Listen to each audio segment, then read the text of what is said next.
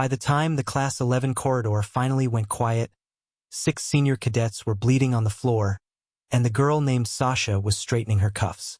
She was the smallest trainee in the quadrant. 8 warriors had just formed a kill wedge around her, packing a combined 940 kilograms of augmented muscle. Yet she alone remained standing.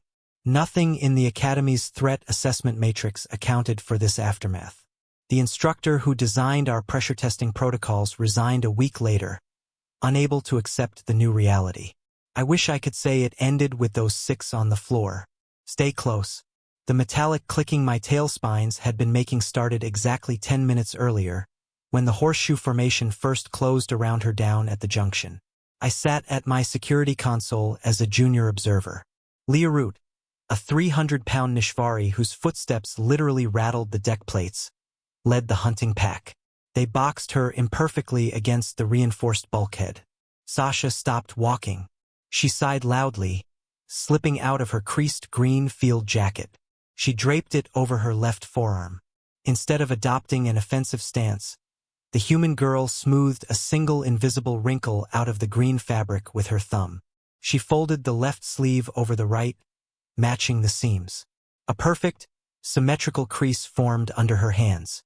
To my Deerville eyes, this freezing behavior screamed absolute biological submission. Prey animals often paralyze themselves when cornered by superior predators. I assumed her mind had simply snapped under the psychological weight of the impending violence. She looked entirely bored, treating an imminent beating like a mundane laundry chore. What the security logs would later reveal was that this wasn't her first encounter with a Nishvari hunting pack. 2 previous incident reports from the lower decks had been permanently scrubbed from the active registry by Central Command. The senior cadets didn't know they were walking into a tested variable.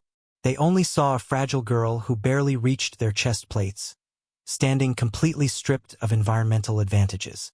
"Keep your hands visible," Class 11 BRK rumbled. His vocal cords vibrated the ambient air enough to register on my audio feeds. He stepped closer, eliminating her only exit vector. Trainees flanked him, their own tail spines lying flat in aggressive anticipation. From my console, I checked the bioscanners to confirm her paralysis.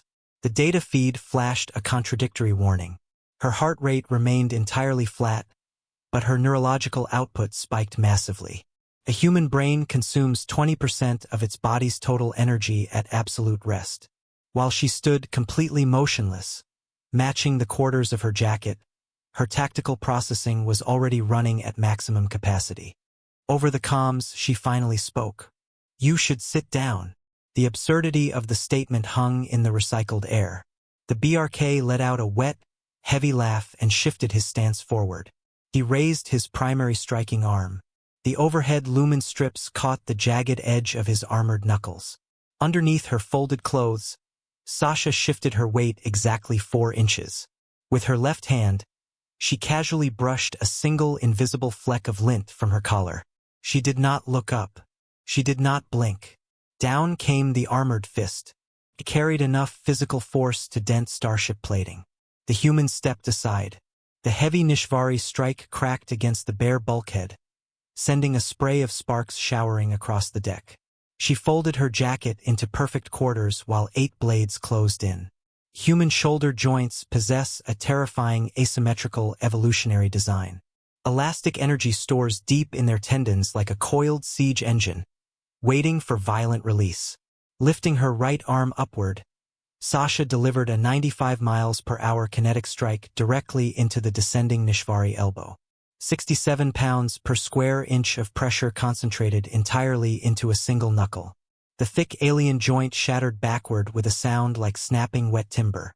The 300-pound senior cadet, who routinely broke reinforced training dummies in half for sport, collapsed against the metal wall. He just sat there on the cold floor, staring blankly at his own fractured, unnatural wrist. He was completely unable to process the sheer physics of his defeat. Pungent, sour panic enzymes flooded the corridor. Smelling their leader's sudden biochemical terror, the remaining attackers hesitated. That mundane laundry ritual we had completely misread. My console readings finally made horrifying sense. She had never been paralyzed by fear. Removing the garment simply cleared her shoulders for an optimal range of motion, and folding it kept her uniform free of alien blood. The girl wasn't trapped. She was preparing the battlefield. Official medical files later confirmed the grim reality of her species. The true nature of the threat the senior cadets never realized. Earth's apex predators were routinely chased to total exhaustion across open plains by early humans. She hadn't just defended herself. She had fundamentally redefined the entire threat assessment matrix of our academy. Our understanding of the predator-prey dynamic was completely backward. He rose from the floor with a sickening, protective groan before the others could even swing.